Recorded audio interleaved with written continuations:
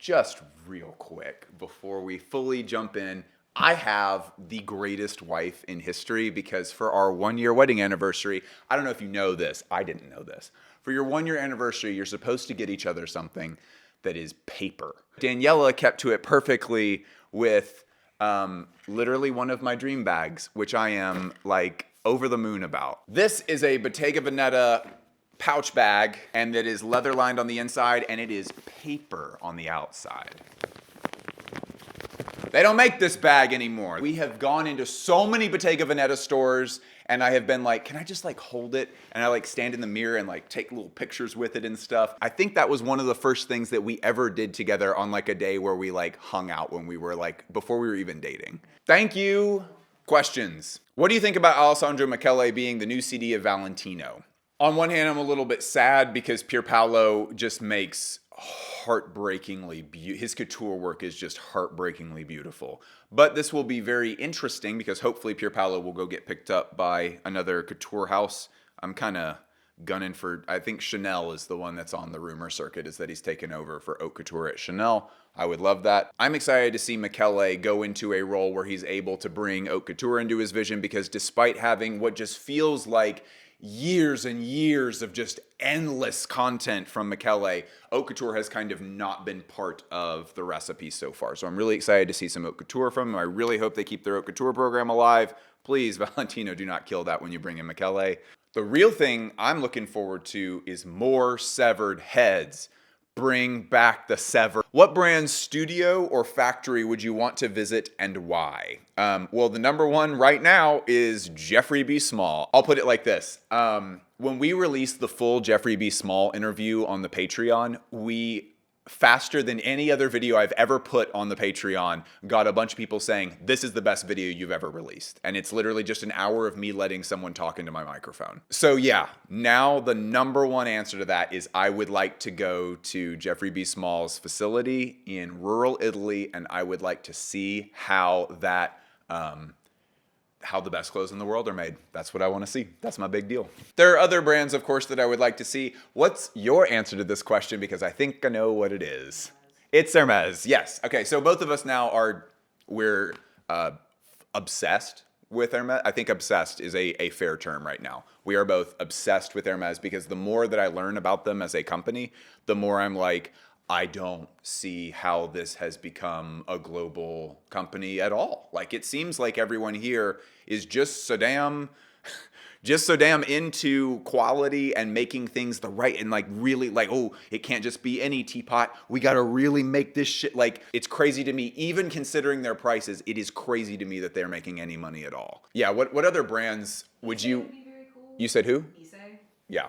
I think Issei would be more interesting to go into the design studio. I want to see them do their like group art projects and stuff before they start with the collection, or like how is Satoshi-san like going off and just like drawing squares on his own and then coming out to everyone and being like, I have the 10 commandments? Or is he like, let's all get together and let's like play with some like connects, some old like connect sets, and then we're gonna figure out how to make these clothes? Or like, because it just seems like it's like the Wonka chocolate factory back there where they're just kind of like jumping around and doing crazy stuff. We recently went to YKK, the zipper company, and we did like a full tour. Was it crazy? Yeah, It was insane. At one point, Daniela was like, okay, so pop quiz. And she was just sort of like, what zipper is this? No hesitation. He was like, oh, that's a 4.5 in copper? No hesitation. He knew instantly what it was. It's fucking crazy. And then I was like, what about this? And he was like, oh, that's a 6L. Crazy to me that that's possible. But it was really nuts because we like got to see them making a specific type of zipper, waterproof and airtight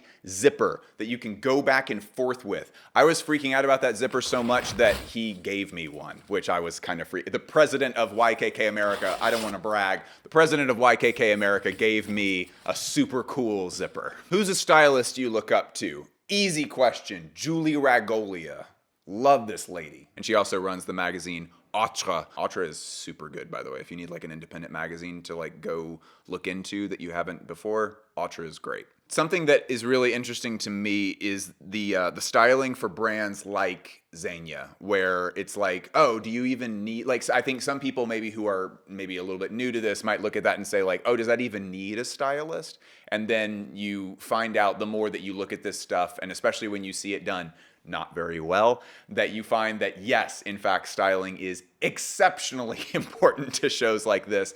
And being able to make the right simple decision is, it's really hard to do well. She's also a stylist for Pedro Pascal and has been responsible for some pretty excellent looks for that man. He's a lucky man. You're a lucky man, Pedro Pascal. Whose personal style do you like? Not to run it back, but Julie looks cool every time I see it. This episode is brought to you by Julie Ragolia. Do you feel like menswear is harder to design than women's wear? Not really, no. I love this shirt. It's mostly a textile thing. I really like this shirt. But technically it doesn't fit. I mean, look at it. There's like all this ease in the shoulder that shouldn't be there and stuff. And it's like, you know, did you open this video, maybe you don't like this shirt, I don't know. But like, did you open this video instantly and go, that shirt doesn't fit him, I can see it, look at the shoulders, there's too much ease? No. And it's because most men, even men who are like extremely, just so well dressed like myself, they just, everyone is just sort of used to seeing clothes that don't fit them. I mean, these, like, I'm wearing pants right now. These technically don't fit me either. They're like riding way too low. They should not be this low. They should be like up here, and I haven't gotten them tailored yet. Trying to get bust, waist, and hips all fitted like perfectly, that shit's hard to do. And it would be hard also for men's bodies, except that we just don't make anything fit like that. There's just not a lot of men's stuff that fits like this. What do you think about products and prototypes? I don't really understand what this question is asking, but I'm going to talk about prototypes for a second. So prototypes have sort of become like the ultimate fashion collector gem at this point. I have owned 2 runway prototypes, I think, in my life. Do you own any? Okay. My first fashion prototype was a pair of Acne shoes that were like reversed. I think like a very, very early episode was about these shoes. Pretty cool. They dry rotted and like just fell apart. I think they were made in a hurry for a runway show and then they were never actually produced. I thought they were super cool. It cost like $30 on Grailed like 8 years ago, and so I got them because I didn't have any money to spend on clothes, and I wore them proudly for a number of years while they were falling apart. And the other one is this Andemüller mostly cotton, but I think it's patchwork, so there's a few other things in it. It's an Andemüller vest from some runway, I forget which one, but that is definitely a runway sample. Do you know what year it's from? Oh, okay, so spring 2016, cool. Like Balenciaga prototypes are like a huge deal right now, I think. I have seen, or maybe we just have a lot of like Balenciaga heads in the Discord server, but a lot of those guys, it mostly does seem to be guys, that are like deeply, deeply into like the ideas that didn't quite work at the Balenciaga studio, and they like collect those and trade them around and stuff. How does a photographer, ooh man, we may have some bad news with this one. How does a photographer become a fashion photographer? So here is one huge deal. Fashion photographer, stylist, fashion journalist, unfortunately. All of these jobs, there are people who make solid livings doing those things. They are rare. The best fashion photographer I know, someone named Matthew Reeves. Matthew is like the only fashion photographer that I actually keep up with. Matthew's work is real. Oh wait, Matthew, and then the photographer for the New York Times, Simbarash, whose photograph of the Peter Do show was on the cover of the New York Times, which was crazy because a runway show has never been on the cover of the New York Times ever. Simbarash like got us there first. Congrats to him and congrats to Peter Do. That's extremely cool. We ordered that copy of the New York Times physically so that we could have that. It was pretty cool. I'm sure this is his one job. I'm sure working for the Times is I'm sure you make okay money doing that. But I know that Matthew Reeves does corporate stuff. And then he gets to come to Paris Fashion Week and have all the fun in the world shooting all the crazy stuff. And then it's like, I got to go shoot some septuagenarian businessmen eating lunch and congratulating each other. You could do editorial, I guess, but it's like, I just don't hear of people making very much money from this, y'all. I'm sure that you will find a way to navigate that where you're able to just fucking rake it in being a fashion photographer. But I want to switch from being a photographer to a fashion photographer. The best thing I can tell you to do is to just show up. You need to be outside the runway shows if you can't get into them, shooting street style stuff. You need to be getting with as many small brands in your city as humanly possible and being like, yo, I want to shoot an editorial for you. Can I show up and just like start like firing off the camera? I know that one thing for sure, I don't like this system. No one likes this system, but I don't know what else to tell you. You have to give yourself away for a long time before anyone is going to trust you enough to pay you money. What would happen to the world if Junya Watanabe presented a collection for Gucci? I bet it would be pretty cool. Is fashion the most philosophical art? I don't know the answer to that. Here's something that I kind of want to talk about that is peripherally related to that. I am not directing this response at whoever. I actually don't even know who asked this. This is not directed at you specifically. It is a statement generally for all of us. I love incorporating cultural theory into the work that we do here. I think that stuff is fascinating. And I also think it is actually genuinely helpful for uncovering why certain pieces of art are important to us. I love talking about philosophy when we are talking about fashion because, again, I think it is a helpful lens for helping us understand, not just like, wow, I fucking love this thing. I just love it, I love it. That doesn't, I at least cannot stay in the I love it phase with something for very long. I need to kind of do a little bit of self-searching and find out why I love something. Philosophy, cultural theory, these things help with this a lot. No one is served if any of us are walking around like know-it-all dickheads. If you are treating your interest in fashion as some kind of like, oh, you probably wouldn't get it because you like Gucci belts. Don't be a dickhead. Especially when I was like 20, I had so much, I still do have a lot of intellectual insecurity in my head. I was so insecure about just how smart I was that I needed everybody in my life to know just how thinky I am all the time. And I kind of made an ass of myself a bunch when I was younger. Just telling people how big-brained I was. That way leads only to madness. Don't do it. It's stupid. Which animal looks the most stylish? Please don't say penguin. Okay, well, I won't say penguin because the number one answer to this is birds. Now you might say, Bliss, penguins are birds. These are birds. Birds are birds that can fly. They can go places with their wings. They're not just stupid big arms that don't do anything like these idiots. You fucking idiot! To steal from the tweet, no one in the history of the world has ever put that shit on like birds. Do you own fast fashion clothes? Okay, so this has a little bit of a complicated answer. I do not buy fast fashion clothes. The closest, and I'm just going to qualify everything so that we have a complete answer so that people can kind of get a realistic view as to what their goal might be about eliminating fast fashion from their lives. Okay, so all the clothes that I need to have, like I'm going to a wedding in a couple of weeks. I have the things that I need to go to that wedding. I have all of the clothes that I need to just hang out around the house. I have all the clothes that I need for just going about my life. That's totally fine. I have finally managed to get rid of fast fashion as far as new purchases are concerned. I do not go buy basics from Uniqlo. I do not go buy basics from the H&M. It's either that I've got the stuff or I don't got the stuff, and if I need it, I very slowly incorporate it into my wardrobe over time. I am still, for example, using the awful socks from Target to go running in every morning. I think I bought those socks 5 years ago.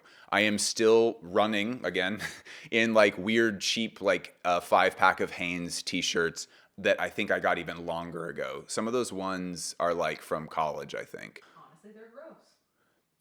They are gross, that is true. I don't know, like are shoes considered fast? I still wear like Salomons every day. I guess some people would consider that to be fast fashion. But yeah, I don't, it's all, most of the stuff I'm buying is secondhand anyway. And so like, You know, it's like if I need a new t-shirt, I will just keep looking around for a Yan Vanessa t-shirt until I find one that I really love, and I'll pay retail for it, which is a little scary, or I will find one secondhand eventually that I like and I'll buy that. I have not meaningfully made any clothing purchases from fast fashion for myself in a very long time. Something that I think maybe is worth noting here is that our attempts to do that for Daniela have been extremely challenging. It is almost impossible to do this for women's wardrobes, I have found. I mean, you are pissed every time you have to like find a solution to something using a fast fashion thing. And how often do you do this? Once a year, maybe? I haven't had to. Really? Yeah. Think of the time. So we're not talking about that. We're just talking about like going to that thing that everyone says where it's like, well, I just use them for basics and for trendy stuff. And it's like, that's 90% of the stuff you're buying, isn't it? Like that's like so you just really like fast fashion and you still use it all the time. That's fine. Don't pretend like that's not what you're doing. Hi, it's me editing this video. I wanted to qualify something real quick.